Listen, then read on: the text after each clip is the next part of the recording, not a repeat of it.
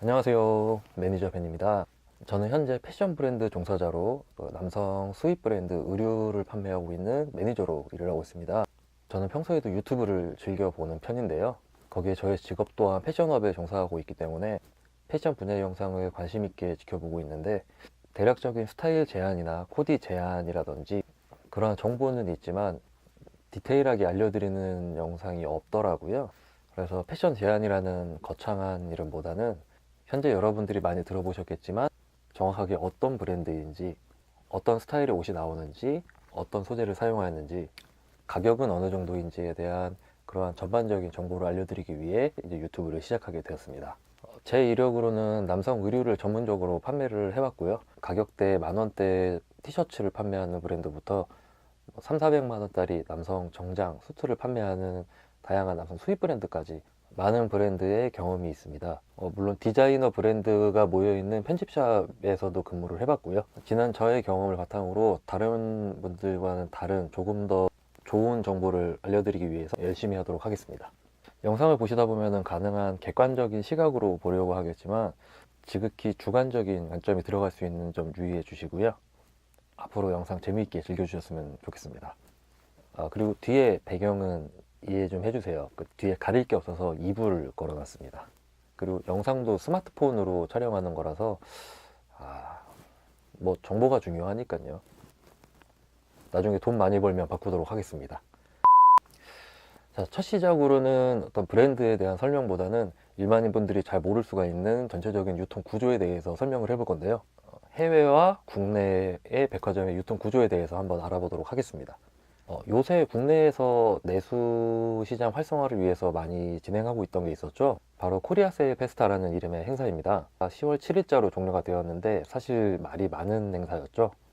한국의 블랙 프라이데이라는 이름으로 산업통상자원부와 문화체육관광부의 지원으로 진행을 하게 되었는데요. 정부에서 이렇게 나서서 진행하게 되었지만 생각보다 세일률의 폭이 좀 크지 않아서 좀 실망한 분들이 계셨는데요. 그런데 이 세일 폭이 클 수가 없을 수밖에 없던 상황이었다는 건 여러분들은 알고 계셨나요? 이제 말씀드릴 국내외 유통 구조의 차이 때문인데요. 해외를 먼저 말씀드려보면 A라는 백화점이 B라는 브랜드의 상품을 백화점에서 팔려고 했을 때 먼저 이 브랜드에서 상품을 직접 구매해와서 백화점에 파는 방식으로 진행이 됩니다. 예를 들면은 뭐 자켓 200장, 점퍼 500장, 바지 300장 이런 식으로 아예 대량으로 구매를 해와서 그 백화점에서 판매를 진행을 하게 되는 거죠.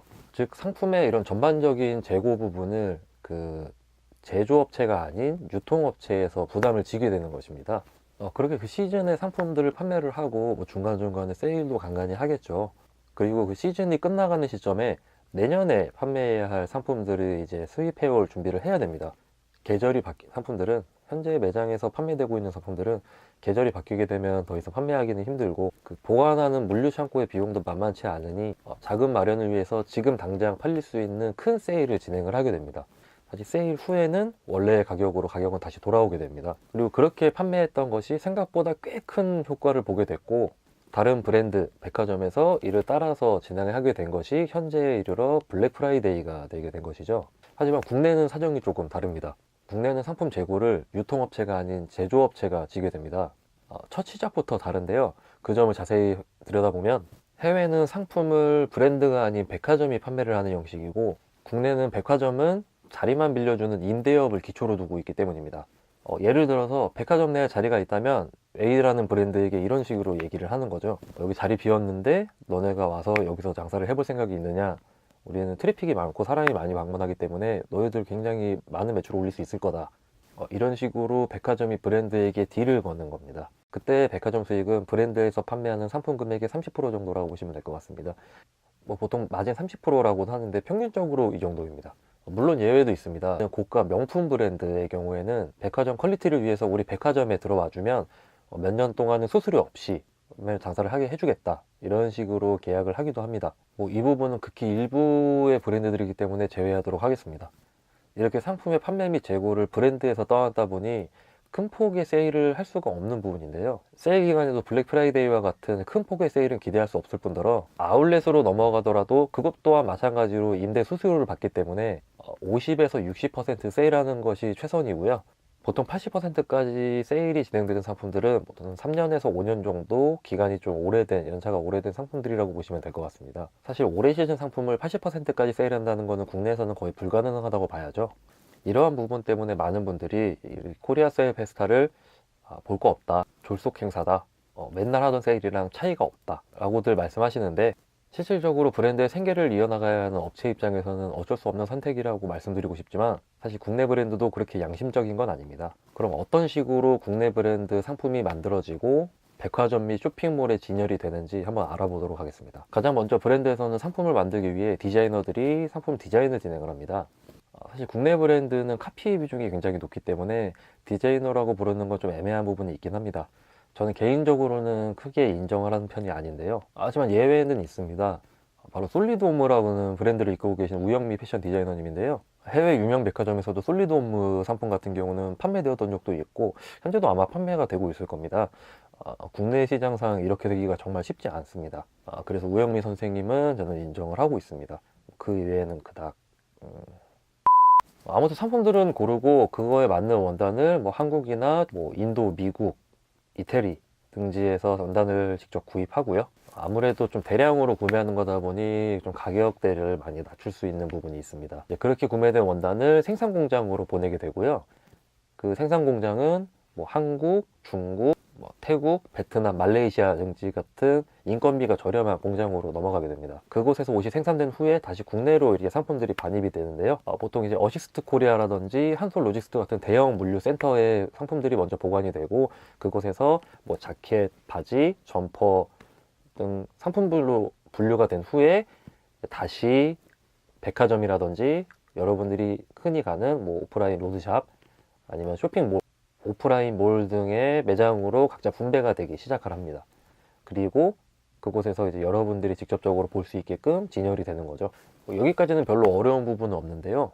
그럼 이 상품의 가격이 어떻게 붙는지를 한번 알아보도록 하겠습니다. 처음에 이제 원단 가격이 제일 처음이 되겠죠. 얼마의 상품 원단을 구매를 하였는지, 그리고 그 다음에 이제 물류 비용, 운송비죠. 선박이나 비행기로 이렇게 운송이 됐던 비용이 추가가 될 것이고, 그리고 물류업체의 보관 비용, 그리고 매장으로 거기 또 다시 운송을 해야 되니까 그 추가 운송비가 붙게 될 거고요. 여러분들이 옷을 구매하기 위해서 방문하는 백화점, 뭐 쇼핑몰, 그런 데에서 오프라인 몰에서 받게 되는 수수료가 여기도 또 포함이 돼야 되겠죠. 그리고 이제 브랜드 본사에 사람들이 또 근무를 하니까 그 인건비, 매장 직원들이 근무하는 그 직원들 월급, 인건비 용, 그리고 가게세나 광고 같은 것도 또 많이 하잖아요. 그 광고 비용, 이 모든 게 결합돼서 가격이 책정되게 됩니다. 그리고 문제는 이 모든 걸 포함하고도 이윤이 남아야겠죠. 그래서 그 브랜드 본사에서는 그 큰 폭의 이윤을 남기기 위해서 일반 처음 생산 단가에 비해서 3배에서 4배 정도의 가격을 붙이게 됩니다. 일반적으로 그 정도가 관행이었는데, 사실 요새는 이제 남성복 시장이 많이 어렵다 보니 마진을 많이 남기기 위해서 6배에서 8배까지 남기는 브랜드도 생긴 걸로 알고 있습니다. 쉽게 말씀드리면 원단 생산 단가가 10,000원이라고 쳤을 때 여러분들이 구매하시는 가격은 최저 30,000원에서 80,000원 정도의 가격대가 형성이 되겠죠. 그리고 이 중에서 가장 많은 금액을 차지하는 거는 아까 말씀드렸듯이 백화점의 수수료가 가장 큰 마진을 차지합니다. 보통 30% 정도 마진을 가지고 가니까요. 10만원의 셔츠를 구매했을 때 보통 한 3만원 정도를 백화점에서 가져간다고 보시면 될 것 같아요. 100만원짜리 코트를 판매되면 30만원을 가져가는 거겠죠. 물론 뭐 백화점이나 쇼핑몰 쪽에서도 뭐 운영비라든지 그쪽에서 근무하는 직원들의 급여, 그리고 요새는 주말에 상품권 행사 같은 거 많이 하잖아요. 또 상품권도 증정해드려야 되니 상품권 비용, 그리고 광고비, 이런 여러 가지가 적지 않게 지출이 될 거고, 쇼핑몰이라는 곳은 항상 사람들이 몰리기 마련이죠. 그런 트래픽이 많이 몰리는 특성상 기본적인 매출 보장을 내세워서 좀 많은 퍼센트의 수수료를 가져가게 됩니다. 사실 이게 많다면 많고 적다면 적을 수가 있는 부분이죠. 어떤 시각으로 바라보냐에 따라 조금 차이가 있을 수 있겠습니다. 그리고 브랜드 업체에서는 1년에 시즌 오프라는 큰 행사가 2번 정도 진행을 하게 되죠. 보통 20에서 30% 정도 세일을 진행을 하게 되는데, 그렇게 세일을 하더라도 브랜드 입장에서는 수익이 나야 하기 때문에 첫 가격을 높게 붙일 수밖에 없습니다. 물론 그것을 대놓고는 아니고 악용하는 업체도 있는데요. 그 원래 판매 가격보다 20에서 30% 정도 가격을 높게 책정해서 택 가격을 그렇게 높게 책정을 해버리는 거죠. 그리고 신상품이 들어왔을 때 신상품 세일이라는 명목으로 그 20, 30%를 할인해 준다는 명목으로 판매를 진행을 하게 됩니다. 어떻게 보면 소비자를 좀 현혹하는 모습인데요. 그쪽 업체 입장에서는 가격 책정은 업체에서 진행하는 거고, 이것 또한 장사의 수단일 뿐이다. 세일 받고 구매해서 기분 좋아하는 고객이 있으니 문제될 건 없지 않냐. 이렇게 말씀들 하시는 업체도 있는데요. 저 얘기는 솔직히 저는 하도 많이 들어서 도대체 이제 이게 뭐가 맞는 건지도 모르겠고요. 귀에 걸면 귀걸이, 코에 걸면 코걸이라고, 제가 봤을 때는 조금 솔직히 사기 같긴 한데, 그거를 되게 좋아하면서 구매해 가시는 분도 많아요, 사실적으로. 그래서 그냥 모르는 게 약인 건지 그렇게 생각이 될 때도 있고, 잘 모르겠네요. 그건 이제 여기 좀 오래 일하면 이렇게 돼요. 앞에 말씀드린 부분은 이제 국내에서 진행되는 브랜드에 대한 부분이에요. 사실 이 이외에 굉장히 포괄적으로 다 말씀을 드리기에는 조금 무리가 있죠. 현재 대략적으로 어떤 흐름으로 이렇게 유통이 진행이 되는 건지에 대해서 가볍게 설명을 드려봤고요. 다음 영상에서는 이제 해외 수입 브랜드에 대해서 아마 말씀을 드리게 될 것 같아요. 요새는 많은 분들이 해외 직구 많이 하시죠. 남성 의류뿐만이 아니라 가전이라든지 여성복, 식품 이까지도 해외 직구를 좀 많이 하시는 편인데, 왜 국내에서는 가격이 이렇게 비싼 건지, 해외는 가격 책정이 어떻게 되는지, 그리고 진행 방식은 국내와는 또 어떻게 다른 점이 있는지, 이러한 것들에 대해서 한번 진행해 보도록 하겠습니다. 이거 외에 궁금하신 부분이 있으시면 아래쪽에 댓글 남겨주시면 제가 또 영상을 통해서 또 자세히 알려드리도록 하겠습니다. 아무거나 괜찮아요. 일반인분들이 좀 어려워하시는 이런 넥타이 쉽게 매는 방법이라든지, 옷에 대한 명칭이라든지 이러한 부분들 궁금하신 건 그냥 편하게 남겨주시면 좋겠습니다. 첫 영상 봐주셔서 감사드리고요. 좋아요와 구독 꼭 부탁드리겠습니다. 그럼 다음 영상에서 뵙겠습니다. 감사합니다.